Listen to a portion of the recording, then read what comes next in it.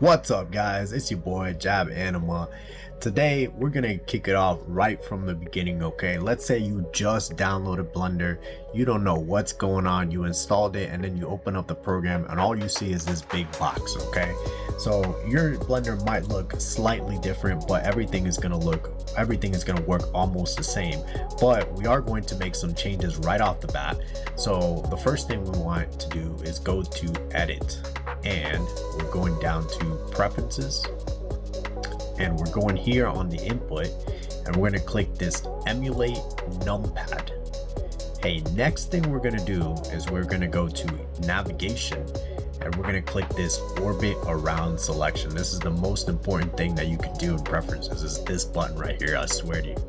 So now we're finished with that. We can click out of that, and now what orbit around selection allows us to do is when we click on this object, now we're going to hold our center mouse button, and we're going to be able to rotate around that object in any way that we want just with our mouse.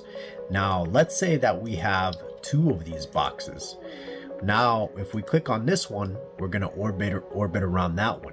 If we click on the other one, we're going to orbit around that one. And we can even, with our shift button, we can hold and click both boxes. And now we're going to be able to rotate around the center of those two objects.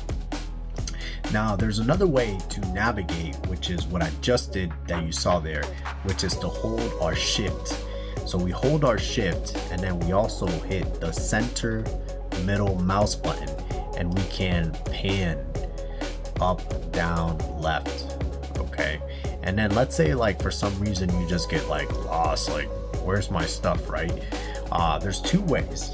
The most simple way is we hit our period button, but I know you guys, there's so many shortcuts in Blender that you guys are definitely gonna forget. Okay, so if we're right here up to view and then frame selected, and it brings us right back. Okay, there's another way that we can navigate, which is using our numbers, and that's why we clicked emulate numpad, because we can press 1, 2, 3, 4.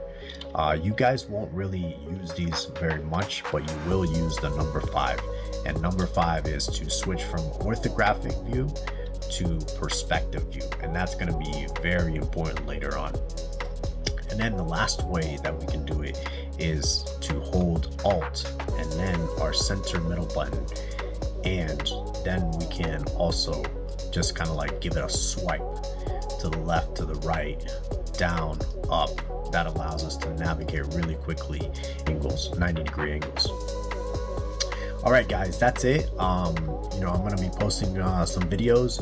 Check me out on my Instagram, JabAnima9. You can check me out on my Twitter, X, JabAnima9, or you can check me out here on YouTube. Catch you guys later. See ya.